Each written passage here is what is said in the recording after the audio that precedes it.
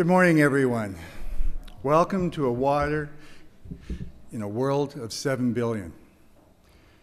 When we started taking a look at names of conferences, because this is a follow-up to our previous conference that the University of Texas in Austin had hosted 2 years ago, we were focusing around following up from the COP talks from Copenhagen.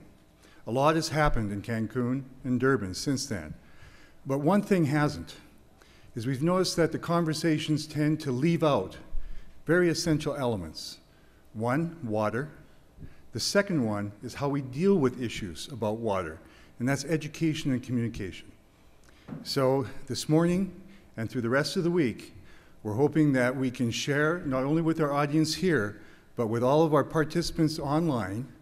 And again, our apologies for the delay in terms of the streaming. For those that are following us online, this information is being cached and will be up on the website for you, so you will not miss anything. And there are Twitter feeds going out right now to folks so that hopefully they can still post questions.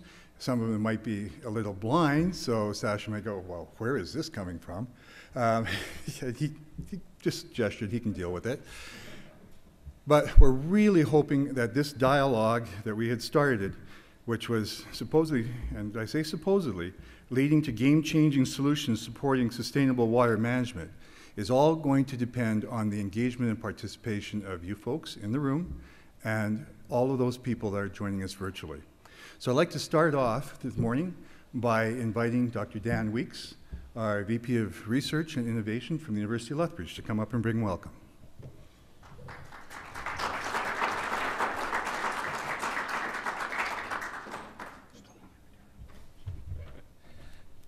Good morning, everyone. It is my great pleasure to welcome you to Water in a World of 7 Billion on behalf of the University of Lethbridge, one of your conference hosts. We're extremely pleased to be one of the hosts of this important event. I extend that welcome to the delegates, the participants, and in particular, as Rick just mentioned, our participants on the web. This is a significant step forward for us in terms of how we're trying to execute this conference. Indeed, the idea for Water in a World of 7 Billion was conceived about 2 years ago. This series of conferences is in partnership with our friends at the University of Texas at Austin. We had a wonderful conference there 2 years ago, and the idea to somehow do something a bit different that included a dialogue was really born out of some discussions that started then. So there are many people to thank for this conference coming to reality. Certainly all of our sponsors, they're mentioned in our program. There's too many to mention here, but I do want to recognize the important contributions of our really, I would say, our co-hosts really at the Canadian Wildlife Federation. Without their support, I can assure you this conference would not have been possible at all. Their significant support and assistance in getting the technology and the conference itself off the ground, it cannot be understated. It was incredibly important. I also want to thank your conference hosts, David Hill and Rick Morasek, for putting together an incredible lineup of speakers and topics. I think this will be an incredible opportunity to chat. And as Rick said, really the game-changing solution here will come through dialogue. This is about dialogue. It's not a one-way conference, it's about interaction. So I encourage everyone, particularly those on the web, to engage with our speakers and to also be part of this incredible dialogue. And finally, I want to thank Penny Pickles in my office, who was the conference organizer, for her tremendous work in getting this off the ground. So welcome, and have a great dialogue.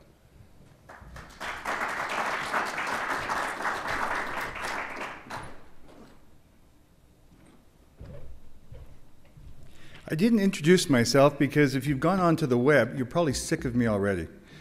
I'm Rick Morasek from the University of Lethbridge. I also play another role with the Canadian Wildlife Federation. I'm one of their founding fellows for the CWF Learning Institute, which is all about innovative teaching and learning for conservation of nature and wildlife. And as we had said, there are so many people to thank. You're going to hear from our co-host, and that's David Hill in a moment. Without Penny and David, believe me, no one would have been able to strong-arm me into doing this. And later on, you're going to hear from George Gallant and Fergus Raphael, who are the driving force behind the technology side of this. I just want to say thank you myself to everyone involved. But at this point, there was some mention, obviously, Alberta Innovates is one of those other partners that this would not have happened without their participation.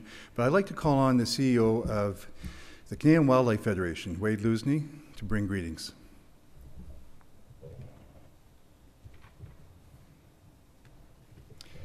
As Wade's making his way up, if you go to www.7b.org, you'll know what I mean about my face being in front. They asked me to do little intros for each piece, and by about the 7th one, you go, delete, delete. Wade?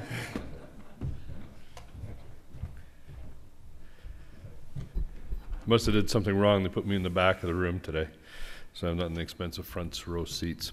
When's the last time you ever broke in a brand new pair of good quality shoes? It's been a while for me, so I'm walking up here and it's feeling like a little bit of 2 steps forward, 1 step backward as they're slipping and sliding all over the place. So, and sometimes that's a little bit how, when we go through doing stuff as organizations and representatives, sometimes we feel that we're 2 steps forward, 1 step backward, sometimes 2 steps backwards, 1 step forward. And, you know, many factors always play a role in what we do, and including governments and changes and public opinion and such. And I'm looking around at you folks out here right now, and I see sort of wizened souls, people that have been around and have been to a lot of conferences, have made a lot of presentations, and I think for this conference what I'm going to do is throw out a bit of a challenge.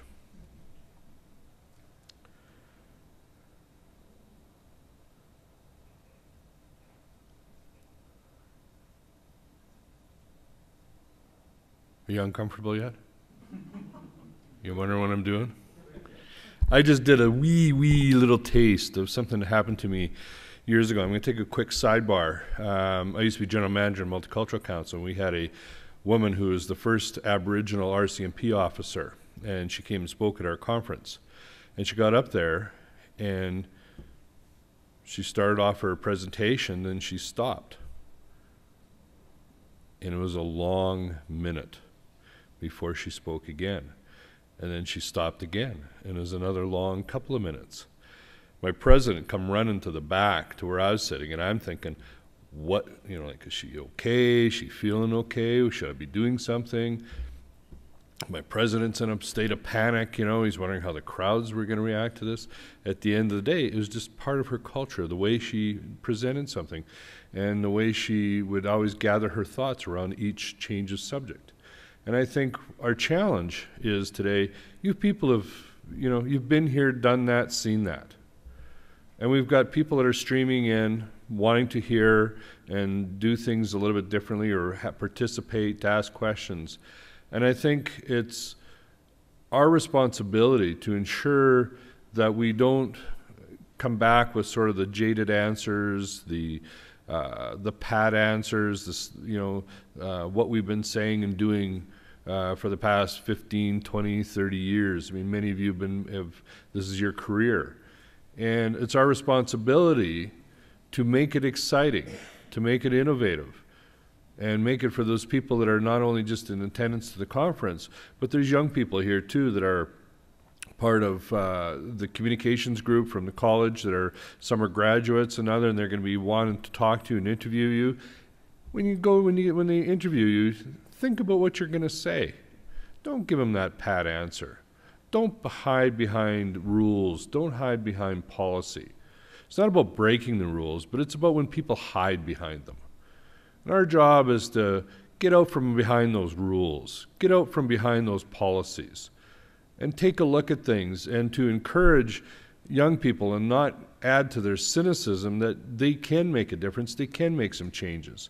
And they have one of the most important issues at hand, which is water, and the responsibility that we have as Canadians here that are custodians of 1/5 of the water supply in the world. And the question that's never asked is, how are we going to share this resource? It's not a question of if we're going to share it. It's a question of how we're going to share it. And there isn't a politician out there that's willing to take that on. There's many people that don't want to take that on. As Canadians, we sit and ruffle our feathers and say, we're not going to share that water with those Americans. You know, they got another thing coming if they think they're going to get our resource. Not going to happen in my day. Well, guess what? You know, you'll be so busy looking south of the border, you're not going to see what's going to come across the pond at you. So we have to tackle these issues. We have to make sure that the people in making and setting the policy and the rules know and understand that they have to start looking at these. We need to have these discussions, and we need to have them sooner than later. And I know all of you will be going, oh, but we've done that, we've given them that. Well, you know what? We can't stop trying. We can't stop. We have to continue with this. And what's the Canadian wildlife got to do with this? Well, because at the end of the day, whatever policies, whatever decisions are made in regards to those water, access to water, how we're going to use those resources is going to impact wildlife. And unfortunately, they can't come in here. We could ship a couple of grizzlies in here, I guess. It would sure make the meeting interesting. But, you know, they're not going to be able to. We wouldn't understand their language. We may understand their body language and, you know, clear the room quickly. But it's important for us to be able to sit there and take a look at, we can't look at things in silos. We can't look at things, issues in isolation. We have to look at it holistically. Whatever we do over here is going to have an impact over here. We all know that. But we don't act like that, which is kind of strange. So we drill down into little silos and we work in there. And we got to pull ourselves out of there. And we got to make sure that the people that make decisions and set policy do that as well. There's going to be some young people joining us here, and I say by young, and I hate doing this because I'm just, anyways, I'm feeling old some days. Maybe it's the shoes. But when you get, we're going to have some people. One's an Olympic gold medalist, Adam Creek. He was a gold medalist in rowing in Beijing. We have a couple other gentlemen who just undertook rowing around Vancouver Island. They're going to undertake a row in this winter from northern Africa over to Venezuela in a rowboat. You know, why four big lads would decide they're going to jump into a rowboat together and row across the Atlantic, I have no idea. But their boat is bristling with scientific equipment. They're working and engaged with several universities across North America and collecting data for them from all aspects. They're going to be here on Thursday and Friday and Saturday. I would encourage you to get engaged with them because and there's a young woman who's going to be, who's 33 years old and looking at entrepreneurship. She's a young entrepreneur, has a clothing company and looking and doing business in a different way.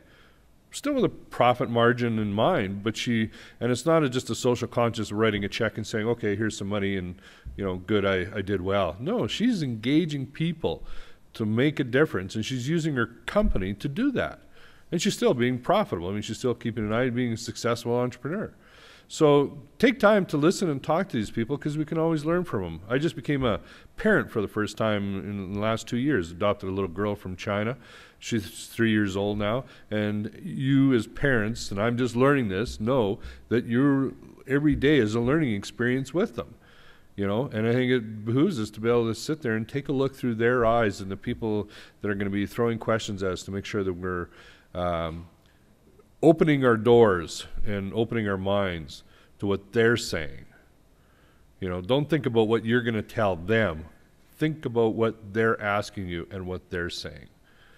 And we can all learn from this together. So hopefully the week you take the opportunity to look at things a little bit differently. And, you know, we're a small group, so that's to our advantage. That means we have lots of opportunity to mix and mingle and to share ideas and maybe come up with some new ways of approaching things. So I wish you all well. I'd like to, my thanks to Rick and all his crew for, and David for assembling us and for the work that they're doing and the great work that they're trying to do with the live streaming. You know, it's not easy, and putting these conferences together, they've done their job. Now it's our job. So all the best and have an enjoyable week in Calgary. Thanks.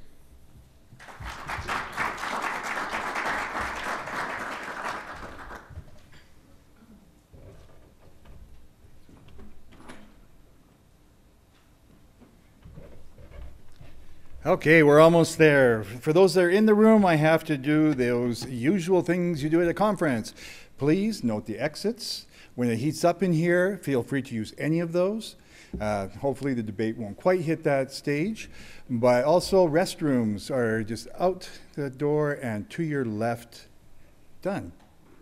David gets the harder part. But what I would like to do is very quickly, the way that we're going to try and engage people throughout the day and throughout the week is basically we've set up a series of keynotes, one to begin the day, one sort of at the luncheon address, and then some fresh ideas at the end. And sandwiched between those, we have our panel sessions. But the real crunch in this is that instead of this being one way, sorry, I'm getting older too. What we're going to try and do is set up a system to whereby people can, at a distance, and we have over 20 schools that we know are participating. We had a list that was something in the range of 45 to 60 when I looked. Other folks that range from educators through to the public at large, they're following us in a virtual sense. And then, as pointed out earlier, we have folks within this audience. So what we would like to do is about half the time that's delegated is going to be for the presentation of information, and then the other half for that dialogue, for the questions. We'll have someone circulating through the room. I think lovely Kristen Mrazek back there is going to have a handheld mic for you if you have questions coming from the audience here. We have a couple of different ways that people from the outside are going to be connecting. All they do is they go in, once they've registered, is that they will see that there are areas identified for their participation in terms of discussion, questions, and conversation. Because we're hoping at the end of each day, it doesn't just stop there. You notice that we haven't set up banquets or anything for the evening. We want the dialogue to continue. And so your reflections at the end of the day, feel free to post those so that we can take a look at them and help set the stage as we move forward. Because this week doesn't end the conversation. This is meant to continue into the future.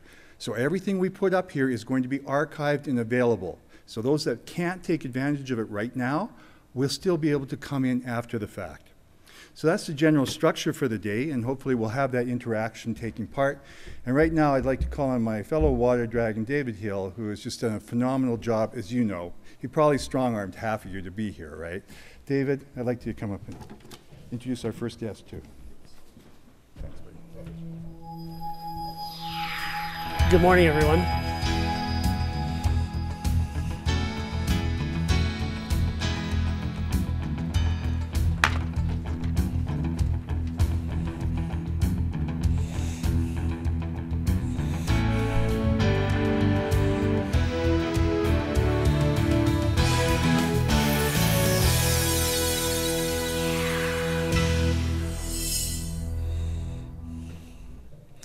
Good morning. It's you noticed when Rick asked me to come up, he referred to me as a water dragon. I learned something earlier this year from a friend of mine who sent me an email because I happened to say that this was the year of the dragon in the Chinese zodiac. And then I got an email back saying, well, you should look a little more because it's actually the year of the water dragon. And with all of the elements that go with the Chinese calendar, the water dragon comes around once every 60 years. And it turned out I looked at my driver's license, and I'm a water dragon. I was born in the year of the dragon and born in the year of the water dragon. And then quickly, I found out that Rick Mrazek is also a water dragon. And so we've had a little bit of a fun with that. Welcome to this event. We were really hoping that we can sponsor and foster a new kind of conversation amongst people online and in the room. I'm very grateful to all of those who have agreed to speak and participate. I think we have assembled panels of some of the best experts in the world who can take a look at what kinds of changes maybe that we can make here in North America to also improve our own lives as well as have an impact in meeting global conditions. A number of months ago, I was on my iPad, downloaded an application from Science that shows the population clock ticking away. And so I watched that as we rolled through 7 billion, and now as we're continuing to roll forward. So we have some significant issues that we need to address globally, as well as here in Canada and in the United States. So it's my pleasure this morning first introduce our first keynote speaker. Dr. Zender, or Sasha as he prefers to be called, I first met just about 4 years ago. He has a long and storied career in water. Before he came to us, he was the president of the Swiss University System at ETH in Zurich. And he came to check us out in the deep depths of a February winter. And I can remember dragging him across the province in a vehicle. And a 5-hour drive from Edmonton to Lethbridge is something I don't think he'd experienced in a long time. So please join me in welcoming Dr. Sasha Zender. Professor Alexander J.V. Zender is the Scientific Director of the Alberta Water Research Institute in Edmonton, Alberta, Canada. His expertise in water supplies and water quality have made him a respected and sought-after speaker on the relationship between water and other issues, including food production, trade, and security. His interest in small and medium enterprises and large public institutions and universities has enabled him to establish and sit on the board of directors for many different companies. Professor Zender has published books and over 200 peer-reviewed articles. He sat on and chaired expert commissions on science and science policy. He is an ISI highly cited scientist and a founding father of the concept for the 2000 Watt Society.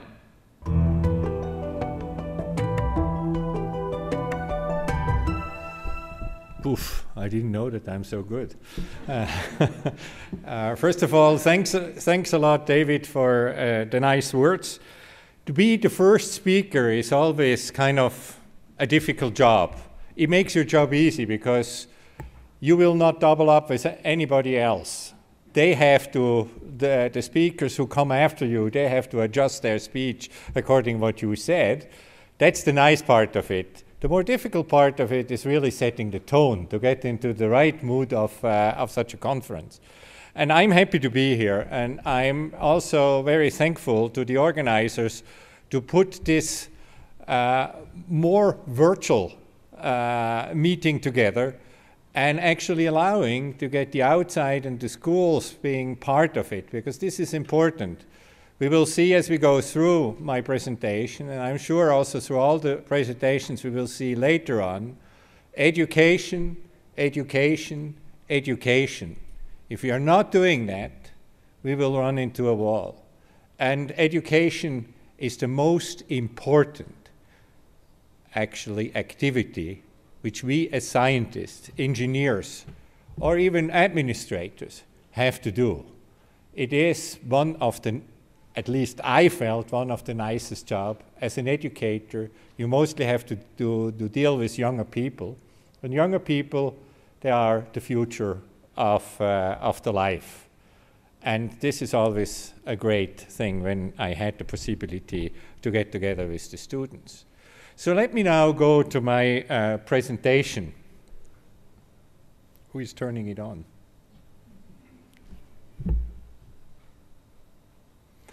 So I have slightly changed the title, so you probably don't even see it, but it's water for what, where, and how much. So this is the idea that I'm gonna give you kind of an overview of for what we need water, where the issues of the futures are, and what is the future as actually bringing us if we could actually look into the future and use some of the modeling exercises. Before I start, I would like to acknowledge the work of Hong Yang and Jungguo Liu. Hong was a scientific collaborator, and we do still publish together certain things. And Jungguo is in China, in Beijing.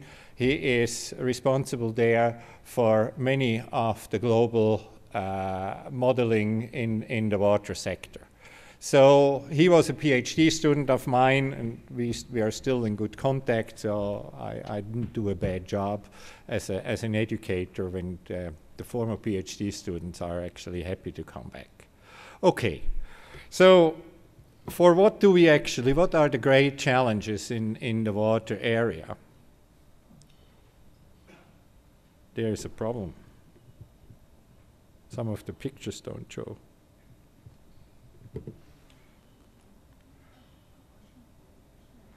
Okay, let me go through, because to each of these balloons here you see there is a picture, but actually the description is clear. This is always when you come from PC to Apple. So if you go from PC to Apple, things are kind of falling out from time to time. When we looked through before, it worked. It didn't now. So let me start here with one of the big challenges is clearly the good water quality for a growing population. We all know that actually water is an issue. If you go out of your own country, you go to one of the more developing world, and the first thing is, if you are not just drinking water out of the bottle, you will feel it. So the water quality, even if the quality is not so bad, but kind of the composition of the water will upset your intestines. And up to now, and if you look around the world, almost 2 billion people do not really have water of a drinking quality as we know. And many, and still most of the people actually die based on waterborne disease. And many of the people are actually sick because of waterborne disease. And the difficulty in many developing countries to push the development basically because the people are always half sick. And if you have fever, 40 degrees fever and lying in bed, I don't think that you have enough force to help your own development. So water quality, a good water quality, a good drinking water quality is not only good for your health or is the key issue, but it's the key issue for the development of your family, for the development of your village, for the development of your country.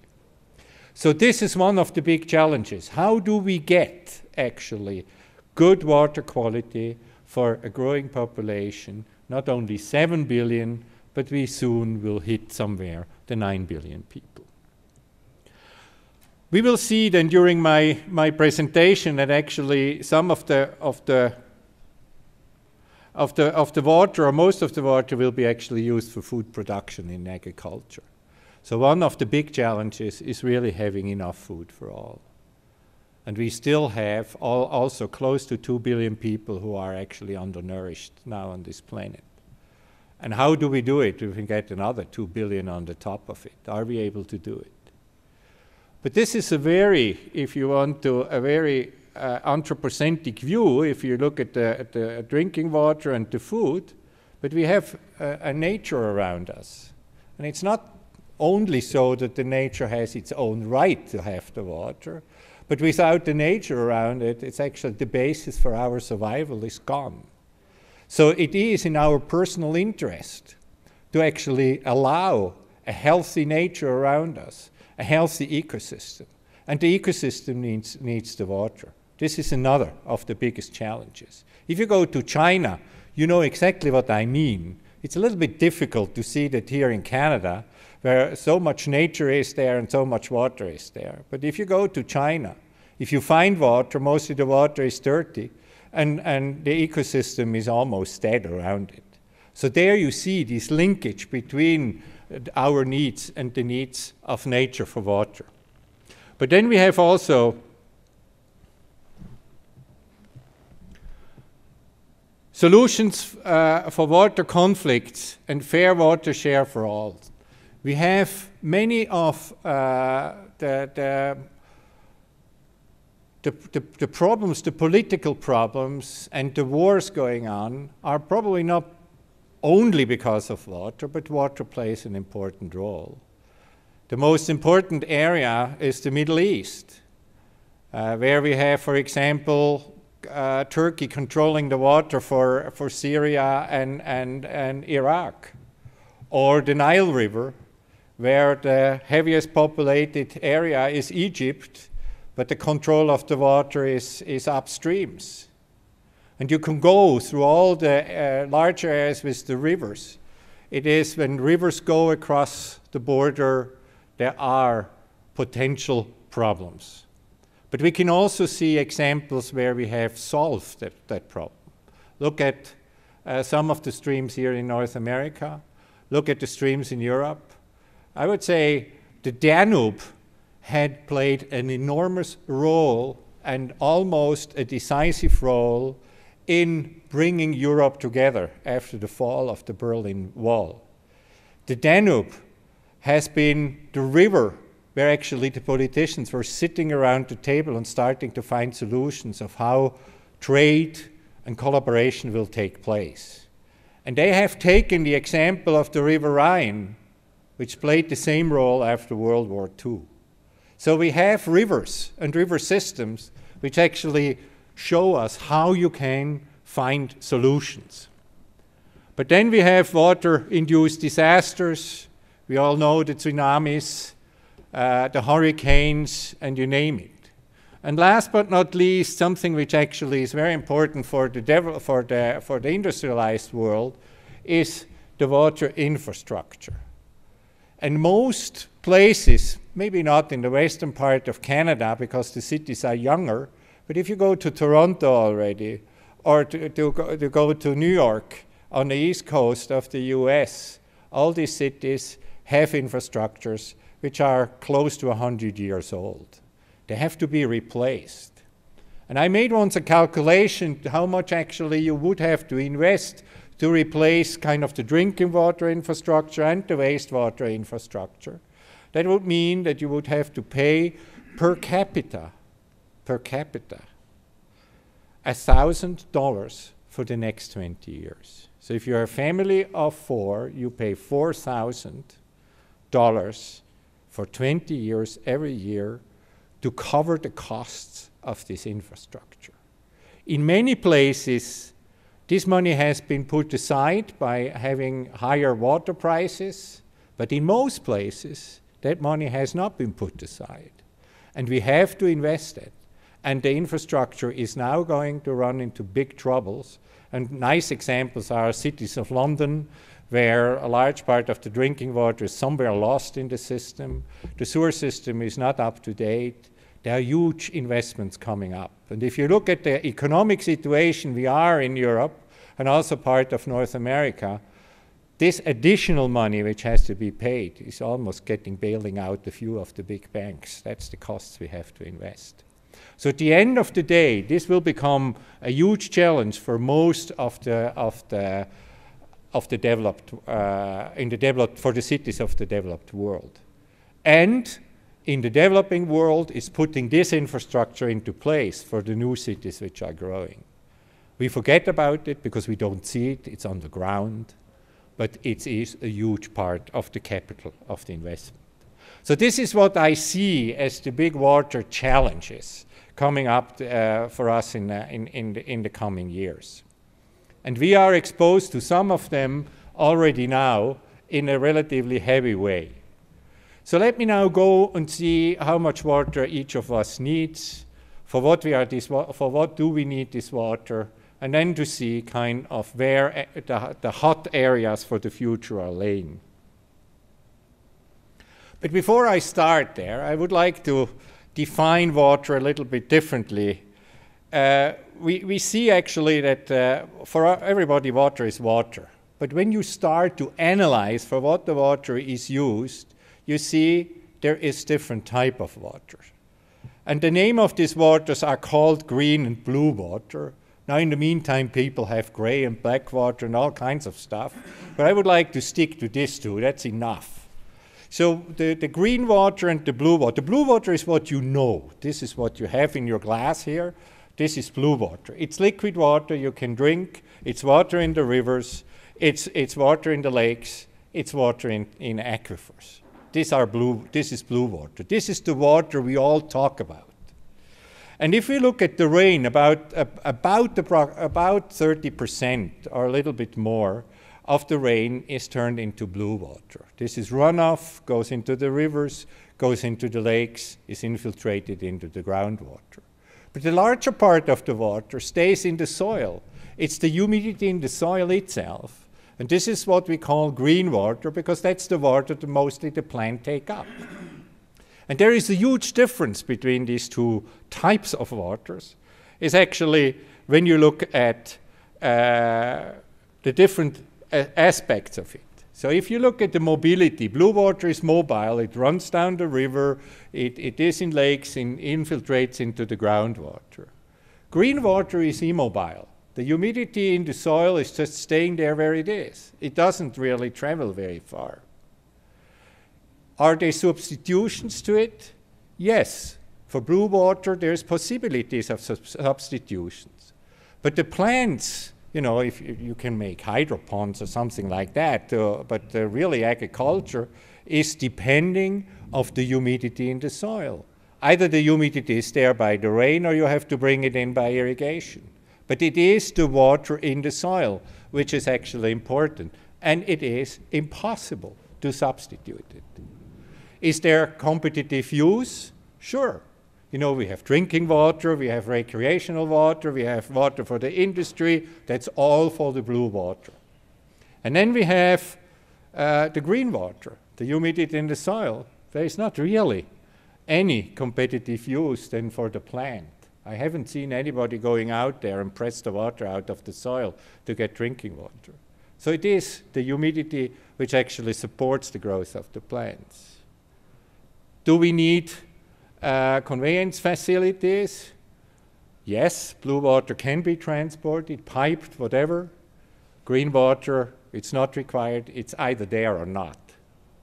And the cost of use is, if we are really looking at the real costs, the blue water is high, the green water is low, because there's no competition there at all. So this is just to make sure that we are talking about the same thing. We have the blue water, and that's what everybody talks about, but we have to look into the green water, because at the end of the day, the green water is actually feeding us. So now, how much water do we need?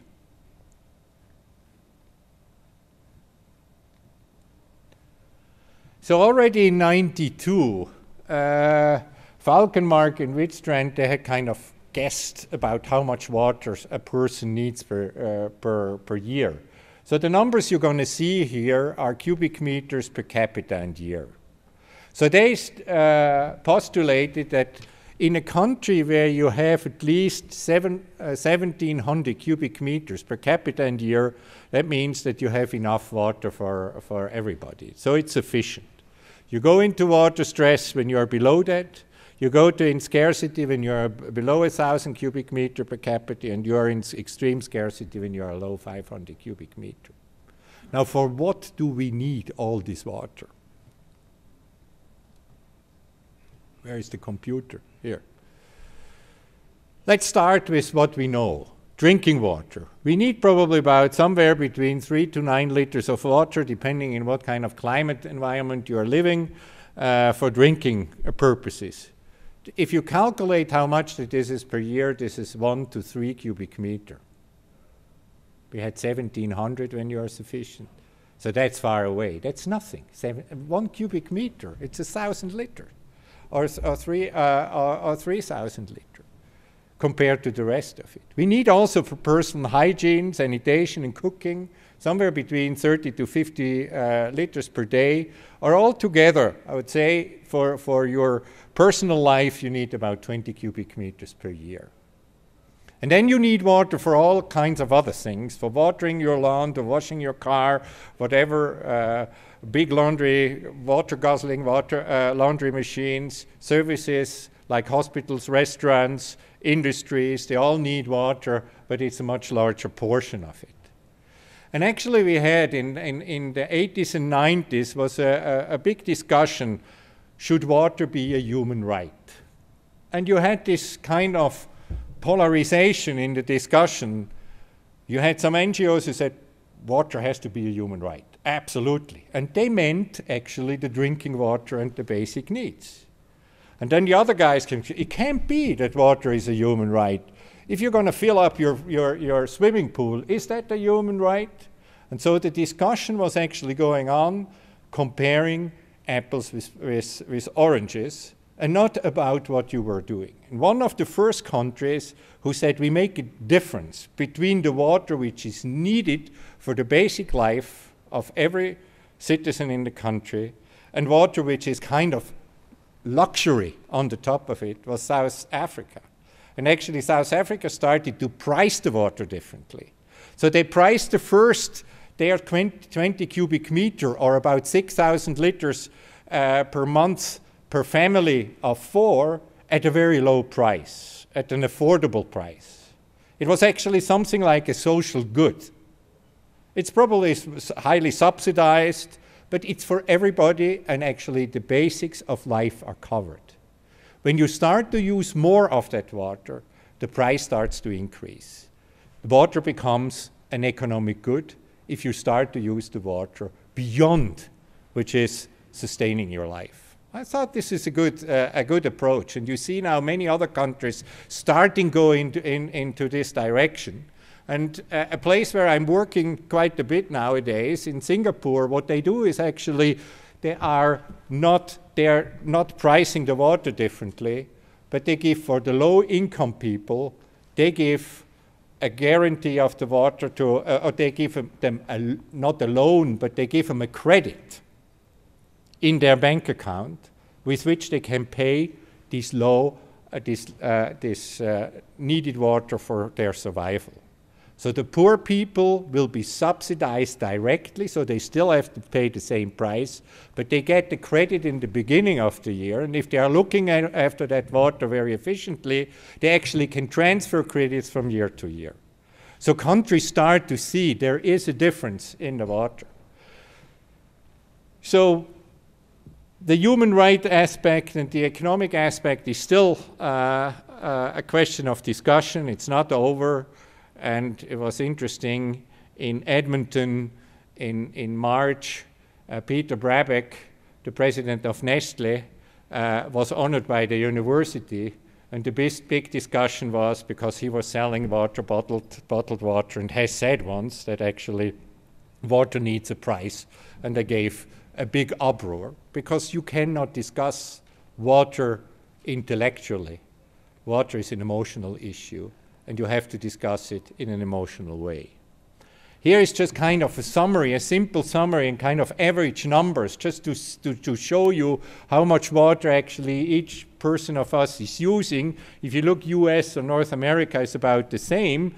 We need about 350 to 400 cubic meter per capita and year for all these activities, household, services, and industry.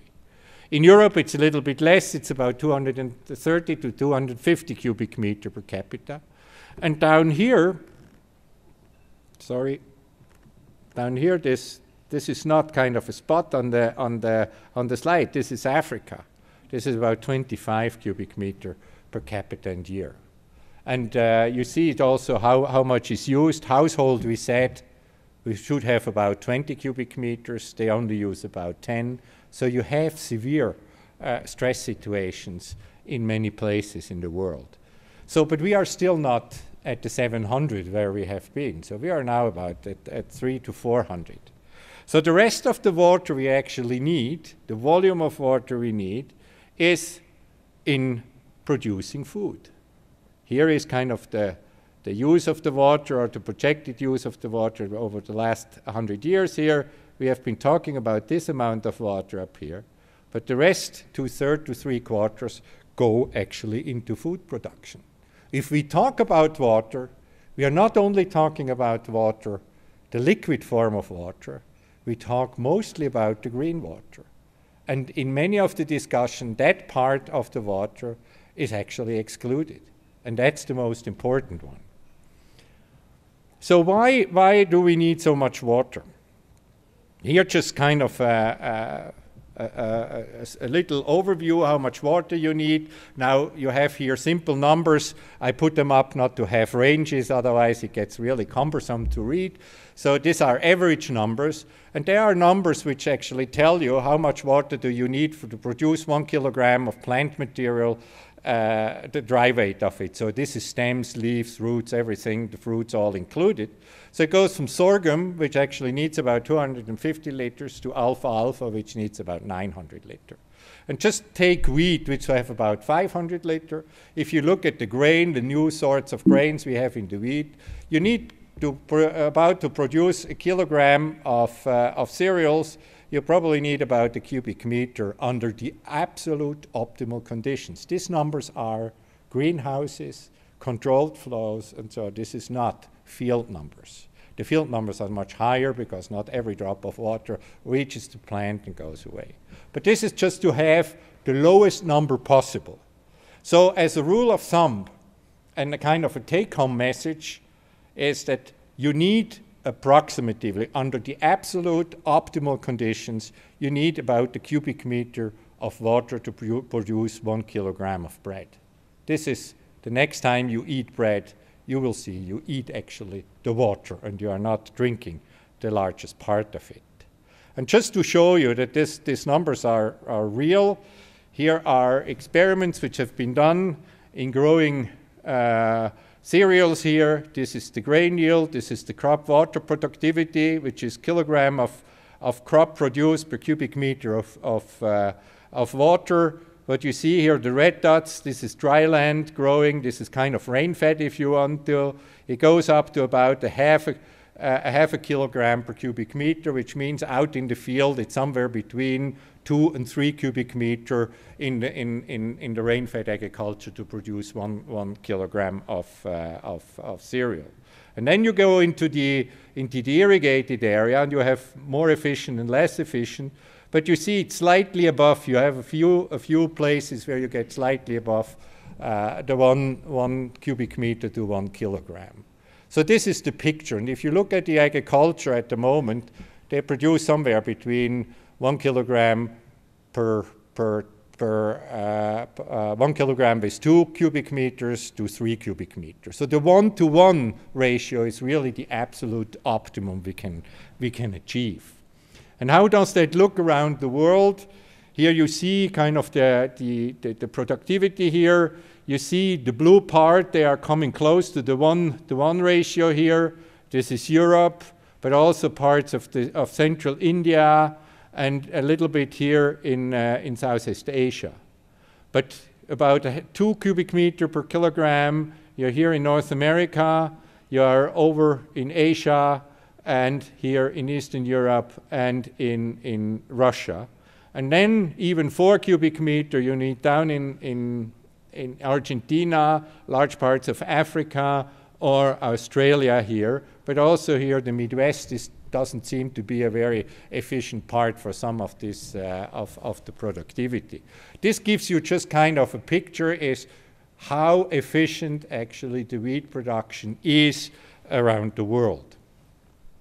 Now, we are not only living off bread, and specifically here in Alberta, you know, with Alberta beef, a piece of meat on the top of the bread is really makes your life much more fun. So, if animals eat, and most of the beef is actually produced out of grain anyhow, if they eat the grain, so they will not turn all the weight of the grain and the grass they eat into body weight. Now, the farmers would like to have 100% efficiency, and we, for us, would like to have a very low efficiency because we want to eat a lot and not to put on weight. But kind of the rule of thumb is that you put on about 5 to 15% of the amount of the calories you have taken in as food, you convert into meat and body weight. And so say, just take here also an average value of about 10% of the energy of the plant material is turned into meat. That means if you want to have the same amount of energy out of meat as you get out of the plant material, you need 10 times more water. To get the same amount of calories out of meat, you would need, then for 1 kilogram of bread, you would need 10 cubic meter of water. This makes a hell of a difference. And I did a back of the envelope calculation here. People need about 2,500 kilocalories per day. This is what we need. We eat more, unfortunately. We eat 3,500. In the US, it goes up to 4,300. But we don't really need that if you have an office job. If you are hard working outside, yes, but who is hard working outside of us here? So we need about 2,500 kilocalories. And if you are a vegetarian, the amount of water you would need per year to produce your food is about 600 to 1,000 cubic meter. And the range has something to do with pre and post-harvest loss, and so it gives you kind of the order of magnitude. If you have only 20% meat in the diet, and we have here 30 to 40% actually, so all the numbers I give you are the lowest numbers here. If you have about 20% meat in there, the amount of water increases to 1,200 to 1,500 cubic meters. And now together with the 300 we had before, or 400, you see we get up to approximately 1,500 to 1,700 cubic meter. And I could show you here data that actually this is so. You can look around the world, and if a country has less than so much water to produce the food for their people, they start to import food. And this I would like to show you in one example. Here for Israel, you can take other examples, but Israel per se, you have some internal groundwater, fossil ground, external surface water and groundwater, desalination. So their amount of water, blue water they have at their disposal is about 360 cubic meter per capita. So it's an area, if you would say, this is extreme scarcity where we are living there. They have some rain-fed agriculture, which is actually very much also what it's exported. It's about another 100 cubic meter there in addition. So this would give together about 400 to 500 cubic meter, far below what actually we just discussed is needed. And if you look then what kind of water they import, or we call that the wurzel water, which comes in crops and food, which is imported, it's more than they have in blue water. So about 2/3 of the water comes in as wurzel water into the country. And wherever we look around the world, when countries do not have enough water for producing the food for their people, they will compensate by food import. And here is just one of the examples that actually the largest part of the water is coming out of this wurzel water. I have drawn here a figure, and here is what you see is this is the rain, this is the evapotranspiration which goes out, there is some external supply, there is some recycling in it, there's desalination, there's some fossil groundwater, but this is kind of the amount of wurzel water transported into the country here, which is about 6 cubic kilometers of water per year. So it's close to what actually falls as rain. But another extreme is Singapore. It comes up here. Here you see that the largest flood actually is in form of wurzel water here. It's much more than they get rain, so they are in the tropics, they have rain every day, but still it rains not as much as they do actually, they import all the food they have. But they do recycling water, they do actually, all the blue water actually is produced in the country or imported from Malaysia, and all the green water is coming in form of food. So you see a splitting also, that actually green water becomes a trading good, much more than the blue water does. Here is a very simplified survey in the year 2000. What you see here are countries which are either green, red, gray, or pink. The green countries are those countries where the soil quality is good enough for growing agriculture good, where enough land is there and enough water. They can actually overproduce food if necessary. That means they can produce water which is easily transportable and tradable across the country. Even if the Canadians don't want to export any drop of water, blue water, to the US, they do actually, the wurzel water or the converted green water, and we come back to that. And then you see North Africa, these are the red countries. They have not enough water to actually produce all the food for their people. The gray countries are kind of the countries who are a little bit up and down. Either the soil is not good enough or so. You see the Sahel is actually gray. Sahel gets enough water, but mostly Sahel gets the water in 1 or 2 days. per year, and then the whole thing flushes away and you get a big runoff. But I left them as green, and then you see a pink country over there. So Japan would have enough water, but they do not have enough land to grow their food. So you have a few countries which are not so, food and water dependency is not so direct, but it goes also if you don't have enough land. So who is now feeding all these red guys there? Here I have a table, and what you see here is the total amount of crops. So it's all the crops. It's not only, mostly people take wheat or soya as an example. Here you have all the crops which are produced worldwide and traded worldwide. And when you look at that, you see the export countries, and you see that the US is the largest one. And I have split here this column into green water and blue water. This is the rain-fed agriculture, and this is kind of the irrigated areas. So you have 5 countries, the US, Australia, Argentina, France, and Canada, which are actually producing really large parts of food for the export in the world.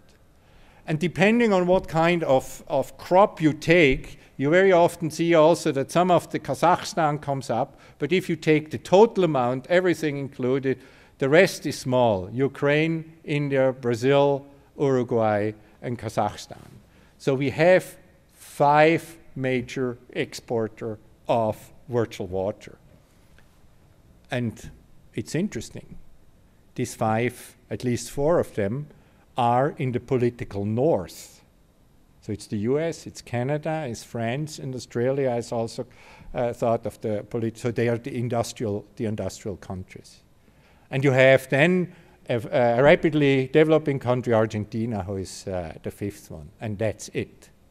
And for many years we have thought that actually the world will be nourished by producing food in the developing world for the industrialized world. But that's not how it is. It is the industrialized world which is actually producing the food for the rest of it, or compensating in the countries where you don't have enough water. Here is just a picture of where all this food goes. The net virtual water trade, you have going from Canada, from the US, from Argentina, a little bit from Brazil, Australia, France, Kazakhstan here, and interestingly here Thailand, but it's in a total number, it's very small.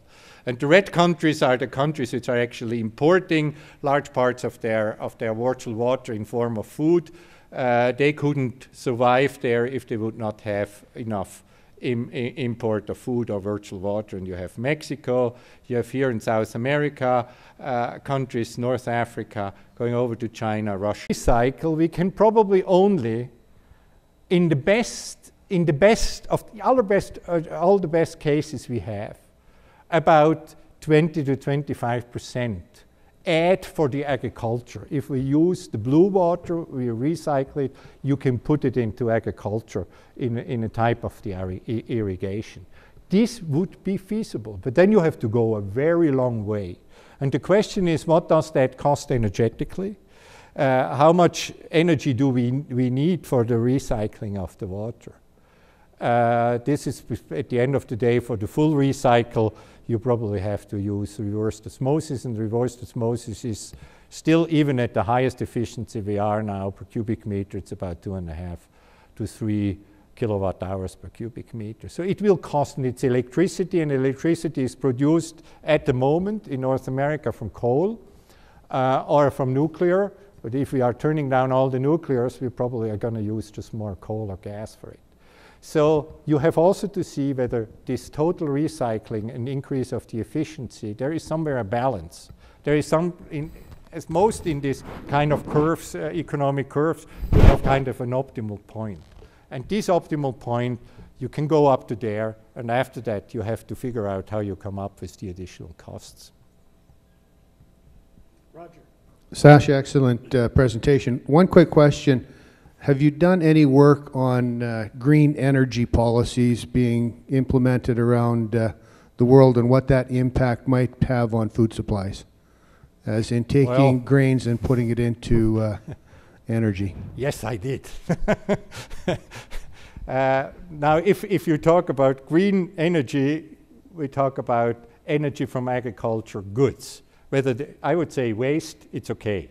We can come up with a certain percentage, but it's in the one-digit percentage, which we could actually help if we're going to use the waste material to turn it into. But it's still at the edge of the economic feasibility.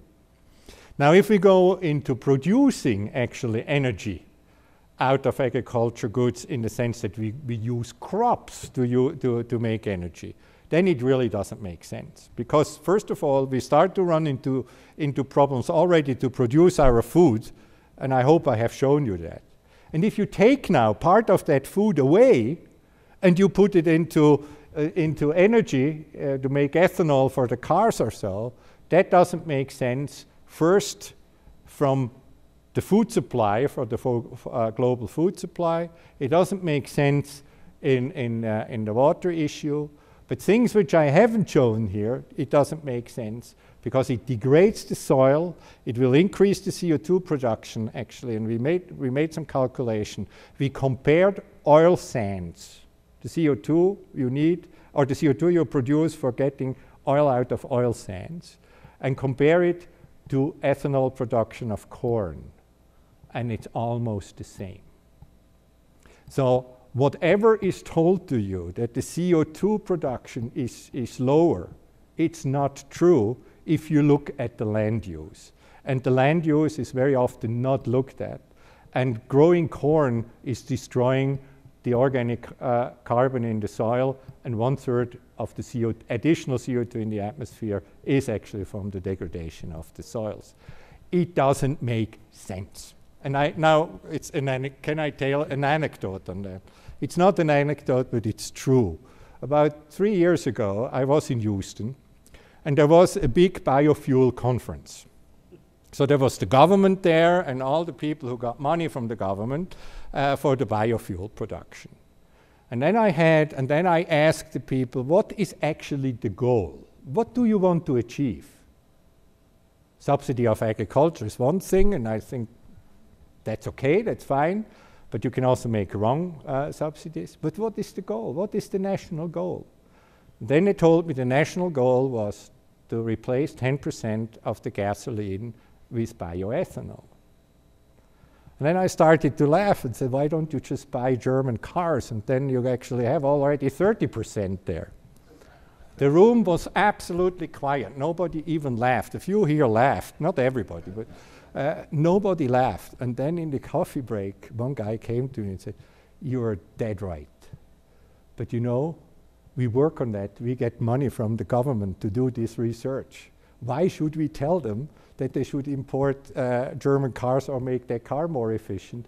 I have to run my lab on that money. So it's not only the subsidy which was going into the agriculture, but it was subsidy going into corrosion studies or for pipelines. There's a lot of money going there. The people doing in the fermentation work and so on. It didn't really make sense. It doesn't make sense at all. The other thing is the waste. Some of the production of energy from biomaterial can be locally interesting, but it will globally not really make a game changer out of it. Bill? Sasha, your comment about South Africa, I just wanted to add a couple of points that came to my mind from that. First of all is that when South Africa was doing that, they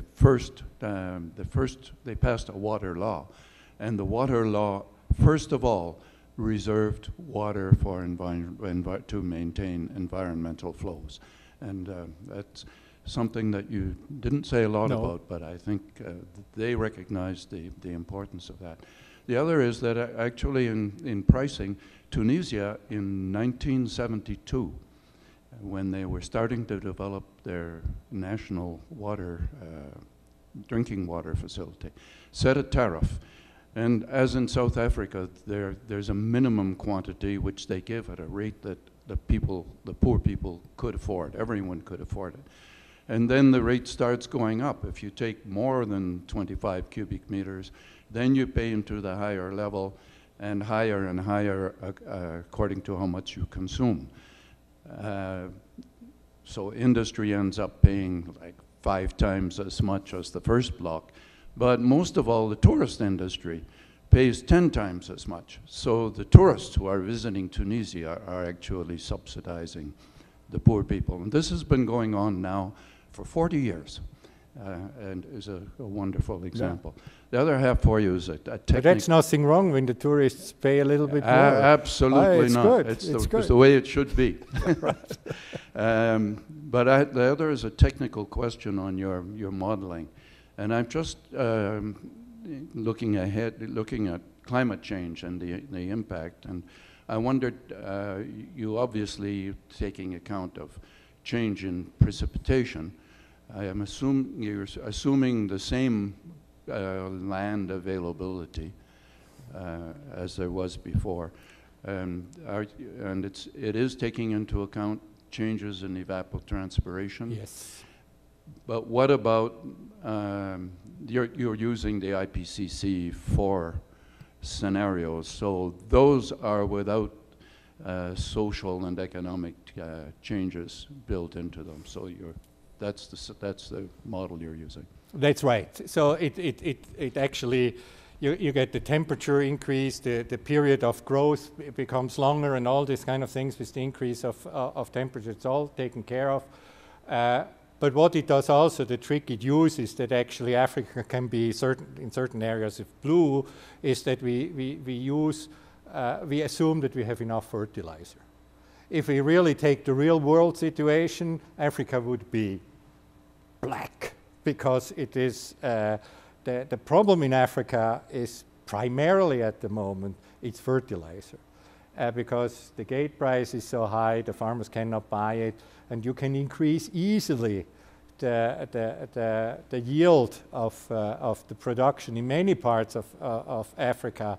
Actually, if you add the farmers to buy specifically nitrogen in the southern part and phosphorus in the central part, you can increase the yield by a factor 2 to 3 or 4 easily. And this is always taken out of the question. So we put that in and said, well, we assume now we have learned from the last 50 years and we will have enough fertilizer. So we fertilize the plant as the plant needs to grow. So this has been taken into account, but all the evapotranspiration and all the other things have been taken out. Now, if you take, we have done that for Africa for 2030. We did a study by taking the economic aspects into account. Then the picture looks not on the productive side. This is physical, you know. But if you look at the amount of water needed and the amount of virtual water imported, that follows the classical way. The richer you get, the better off you are. And you see then in Africa, it gets very spotted areas. So South Africa and some of the eastern part of Africa will be okay because they have this economic increase and people become richer. If you go into Central Africa, Uganda, Central Africa, or you go some into Congo, it is basically on the economic side, it will break, and not so much on the physical availability of water. But the picture gets very cumbersome because it becomes three-dimensional, and so. But we did that for Africa. It's an interesting exercise. For 2030, using the IPCC models and taking into account the prediction, the economic prediction, and then look what comes out. It's interesting. Thank you. Sasha, maybe one other quick comment. These sound like extreme challenges. What would you put your optimism in our ability to address them? Well, I'm an optimistic person, you know, and I'm very positive about the future because humankind always run against the wall, and about 5 millimeters before they hit the wall, they kind of started to think about it. Some of them who were running very fast, they hit the wall. So, but at the end, if you look, the humanity has been in the past actually overcome even worse challenges. Somebody, Wade, wanted to bring in some of the grizzlies here. You know, we have lived through that. You know, we have been living with the grizzlies, and we had out-tricked them, and we started to grow. So I have basically a positive feeling that as humans we will overcome this problem. However, where my hesitation is, are we able to do it early enough? How much of lateral damage, almost, if you call that like that, we will have to come into a new phase. And there I'm not so sure. I think humans have been, up to now, always, if they really started to adapt, the lateral damage was always relatively big. It is difficult. You go, you know that yourself, you go and talk about to the politicians and say, this is what it looks like, and we have a future for Alberta, not only with oil, but we have also for agriculture, and if we do it right, we can actually marry these two together. This is too long away. You know, this is 3 or 4 years away. This is not politically relevant whatsoever. So you have kind of the immediate profit which you can get out of the, if you take this province, out of the fossil fuel, which is, I think they have the right to do it, it's all okay. You have the immediate profit, and you have kind of the longer term role which actually this province could play. And this comes always into the immediate profit comes into the way. And I think this is for me the biggest challenge. Humanity will survive, don't worry, they will take this curve, but the question is how much of lateral damage we will have on the way there. And there I'm not so sure that we are so optimal. Sandra, I have a question about the way you model your water cycle and the principle that the export of a cubic meter of green water is the same thing as the export of a cubic meter of blue water. Because if you're doing a regional water cycle and you move a kilogram of bread, it doesn't bring a meter into the water cycle of the importing country. But if you export a kilogram of bread, most of the rest of the water is still in the water cycle of the country that it came from. And I'm wondering, and I'm not saying that this leads to significant mistakes in your interpretation, or because I'm not sure this analysis is any more than just sort of illustrates basic ideas, but I'm wondering if you're violating some laws of thermodynamics here. No, I don't. I don't violate. I normally take care of laws of thermodynamics, and so. Thou shalt not. Let me. I try to be short on that. I think your question is really well posed, and it is important that we know what we are talking about. The water, when I export a kilogram of bread, I export, say, we are all 100% efficient. I export 1 cubic meter Wurzel water. This water would be needed in the country which receives the bread to produce the bread. So it doesn't have to use it there. But that water is not in the country where it has been produced. It went into the atmosphere and actually went into the hydrological cycle and will come down somewhere else, may come out over the ocean and so. But for the production, at the moment of the production, you needed this water. And if by exporting it into the other country, that country at the moment of production doesn't need it. Now the whole story gets even more interesting, is actually that water, which is the Wurzel water produced here, becomes more efficient as it is exported. Because the Albertan farmers or the North American farmers and part of the European farmers are much more efficient in their water use than the farmers are in the receiving country. So if you magically, the 1 cubic meter you export from Alberta to, say, somewhere in Russia may become 1.5, because there you would need 1.5 to produce the same amount of grain. So this comes on the top of it. So we are not really violating rules, but you have to feed the people who are there. I more or less just said that as a joke because I realized that it's not necessary to conserve the laws of thermodynamics in an analysis like this. But I was just wondering if you had thought about the implications for the water cycle of your virtual water and blue water mixing together in one water cycle. It comes down as rain, basically, somewhere. and the rain is then split up into blue and green water and is used in different ways. No, you don't. And as I said, it goes back into the atmosphere as vapor, and then it's distributed all over the globe. So you're not really violating the hydrological cycle. What you do, and which I didn't talk about, is you do something totally else, actually. You do transport pollutants, because the farmer here uses nitrogen and phosphorus to grow the plant, and that nitrogen and phosphorus, at least part of it, will be excreted there. Right. And it will pollute the water which is there. So you are not only transporting virtual water, you also transport not virtually, but real nutrients.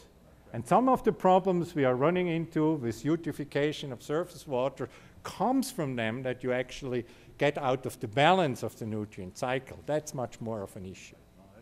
I agree with that. You're creating sewage in the receiving country. Yeah. Okay.